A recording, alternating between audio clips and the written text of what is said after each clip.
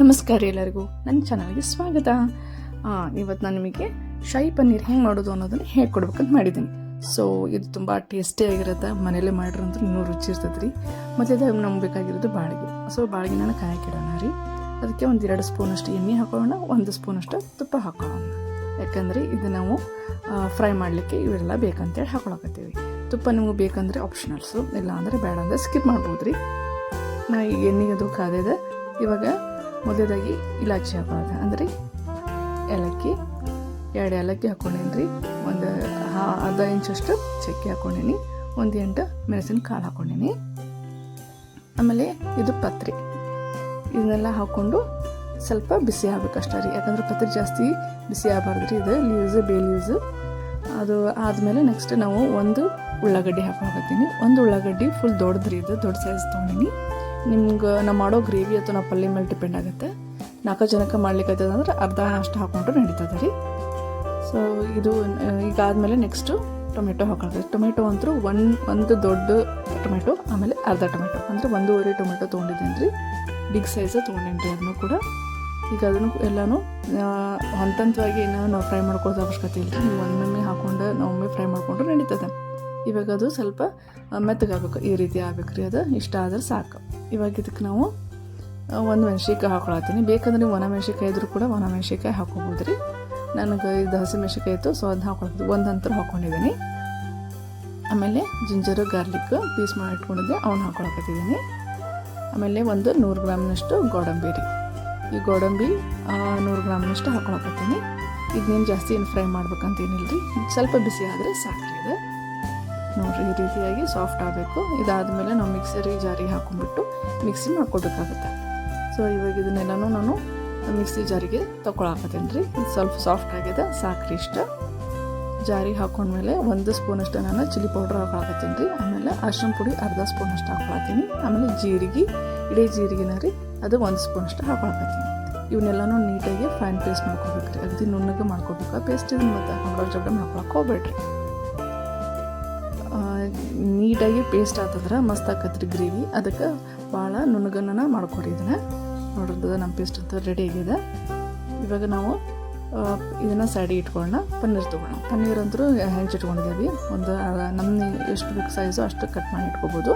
ಇವಾಗ ಅದಕ್ಕೆ ಅರಿಶಿನ ಪುಡಿ ಹಾಕೊಳಕತ್ತೀನಿ. ಒಂದು ಅರ್ಧ ಸ್ಪೂನಷ್ಟು ಅರಿಶಿನ ಪುಡಿ ಹಾಕ್ಕೊಂಡು, ಆಮೇಲೆ 2 ಸ್ಪೂನಷ್ಟು ಮೊಸರು ಹಾಕೊಳಕತ್ತೀನಿ. 2 ಸ್ಪೂನ್ ಮೊಸರು ಹಾಕ್ಕೊಂಡು ಇದನ್ನೆಲ್ಲ ನೀಟಾಗಿ ಮಿಕ್ಸ್ ಮಾಡ್ಕೋಬೇಕು.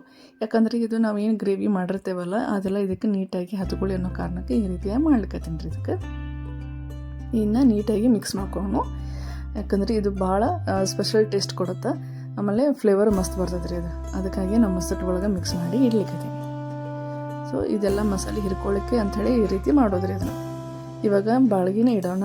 ಬಾಳ್ಗಿ ಕಾಯ್ಲಿಕ್ಕಿಟ್ಟು ಇದಕ್ಕೆ 2 ಸ್ಪೂನಷ್ಟು ನಾವು ಬೆಣ್ಣೆ ಹಾಕೊಳಕತ್ತೀನಿ ರೀ. ಬೇಕಂದ್ರೆ ನೀವು ಬೆಣ್ಣೆ ಒಳಗೆ ನೀವು ಒಗ್ಗರಣೆ ಒಲ್ಲೆ ಅಂತಂದರೆ ಬೇಕಾದ್ರೆ ಎಣ್ಣೆ ಒಳಗೆ ಹಾಕೋಬೋದು. ಇಲ್ಲಪ್ಪ ಅಂದ್ರೆ ತುಪ್ಪ ಬೇಕಂದ್ರೆ ತುಪ್ಪದಾಗ ಹಾಕೋಬೋದು. ಆ ಬೆಣ್ಣೆ ಒಳಗೆ ಹಾಕೊಂಡ್ರೆ ಟೇಸ್ಟ್ ಚಲೋ ಬರುತ್ತೆ ಅಂತ ಹೇಳಿ ಶಾಹಿ ಪನ್ನೀರಿಗೆ ಹೆಚ್ಚು ಬೆಣ್ಣೆ ಒಳಗೆ ಒಗ್ಗರಣೆ ಹಾಕಿದ್ರೆ ಟೇಸ್ಟ್ ಬರುತ್ತೆ. ಇವಾಗ ಇದು ಬೆಣ್ಣೆ ಕರಗಿದೆ. ಇವಾಗ ಇದಕ್ಕೆ ನಾನು ಮೊದಲಾಗಿ ಖಾರ ಪುಡಿ ಹಾಕೊಳಕತ್ತಿದ್ದೀನಿ. 1 ಸ್ಪೂನಷ್ಟು ಖಾರ ಪುಡಿ ಮತ್ತು ಅರಿಶಿನ ಪುಡಿ ಅರ್ಧ ಸ್ಪೂನಷ್ಟು, ಆಮೇಲೆ ಜೀರಿಗೆ ಪುಡಿ ಹಾಕೊಳಕತ್ತೀನಿ. ಹಾಕ್ಕೊಂಡು ನೀಟಾಗಿ ಮಿಕ್ಸ್ ಮಾಡ್ಕೊಳತ್ತೀನಿ. ಯಾಕಂದರೆ ಸ್ವಲ್ಪ ಕಲರ್ ಚೆಂದ ಬರುತ್ತದೆ ಪಲ್ಯದ್ದು ಅಂತ ಹೇಳಿ ನಾನು ಫಸ್ಟ್ ನಾನು ಇದ್ರೊಳಗೆ ಹಾಕೊಳಕತ್ತೀನಿ ರೀ. ಇದು ನೀಟಾಗಿ ಮಿಕ್ಸ್ ಆದಮೇಲೆ ನಾವು ಹೆಂಚಿಟ್ಕೊಂಡಿದ್ದೆಲ್ಲ ಪನ್ನೀರ್ ಕ್ಯೂಬ್ಸ್ನ ಅವನ್ನ ಹಾಕೊಳಕತ್ತೀನಿ. ಇದು ಕೂಡ ನೀಟಾಗಿ ಮಿಕ್ಸ್ ಮಾಡ್ಕೋಬೇಕು ರೀ. ಇದು ಒಗ್ಗರಣೆ ಒಳಗೆ ಹಾಕೊಂಡ್ಕೊಳ್ಳೋಣ, ಅದ್ರದ್ದು ಕಂಪೆಲ್ಲ ಮಸ್ತ್ ಬರ್ತದೆ. ಆಮೇಲೆ ಮಸಾಲೆ ಹೀರ್ಕೊಳ್ಳೋ ಕೆಪಾಸಿಟಿನೂ ಕೂಡ ಇರುತ್ತೆ. ಸೊ ಈ ರೀತಿಯಾಗಿ ಹಾಕ್ಕೊಂಡ್ರೆ ಸ್ವಲ್ಪ ಸಾಫ್ಟೂ ಆಕೈತಿ. ಮತ್ತು ಸಾಫ್ಟ್ ಆಗ್ಲಿಕ್ಕಂದರೆ ಒಂದು ಚೂರು ಕೈ ಆಡಿಸ್ಬಿಟ್ಟು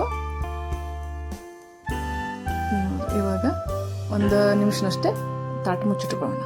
ಜಾಸ್ತಿ ಏನು ಬೇಡ, ಅಂದರೆ ಜಾಸ್ತಿ ಕೆಂಪು ಆಗೋದೇನು ಬೇಡ. ಯಾಕೆ ಕೆಂಪು ಆಗೋದಿಲ್ಲ, ಯಾಕೆ ಮೊಸರು ಕಸಿದೀವಲ್ಲ, ಸೊ ಕೆಂಪಾಗಲ್ಲ. ನೋಡಿರಿ ಈ ರೀತಿಯಾಗಿ ಎಣ್ಣೆ ಥರ ಬಿಟ್ಕೊಳ್ಳುತ್ತಲ್ಲ, ಈ ಥರ ಆಗ್ಬೇಕು ರೀ. ಮಸ್ತ್ ಆಕತಿ ಹಿಂಗಾದ್ರೆ. ಆಮೇಲೆ ಇವಾಗ ನಾನು ಇದಕ್ಕೆ ಜಿಂಜರ್ ಗಾರ್ಲಿಕ್ ಪೇಸ್ಟ್ ಹಾಕೊಳಕತ್ತೀನಿ. ಸ್ವಲ್ಪ ಸೈಡಿ ಮಾಡಿಕೊಂಡು ನಡುವೇ ಜಿಂಜರ್ ಗಾರ್ಲಿಕ್ ಪೇಸ್ಟ್ ಹಾಕೊಳಕತ್ತೀನಿ. ಯಾಕಂದರೆ ಜಿಂಜರ್ ಗಾರ್ಲಿಕ್ ಪೇಸ್ಟ್ನ ಮೊದಲಕ್ಕೆ ಹಾಕೊಂಡಿಲ್ಲ ಅಂದ್ರೆ ಅದು ಪನ್ನೀರ್ ಜೊತೆನೇ ಅದು ಫ್ಲೇವರ್ ಅದರದ ಬಂದ್ಬಿಡುತ್ತೆ, ಮಸಾಲೆ ಫ್ಲೇವರ್ ಬರೋದಿಲ್ಲ. ಆ ಕಾರಣಕ್ಕೆ ಇದು ಈಗ ಹಾಕೊಳಕತ್ತೀನಿ ರೀ. ಇವಾಗ ಇದನ್ನೆಲ್ಲನೂ ಮಿಕ್ಸ್ ಮಾಡ್ಕೊಂಡ್ಬಿಟ್ಟು ನೀಟಾಗಿ ಮಿಕ್ಸ್ ಮಾಡ್ಕೊಳ್ಳೋಣ.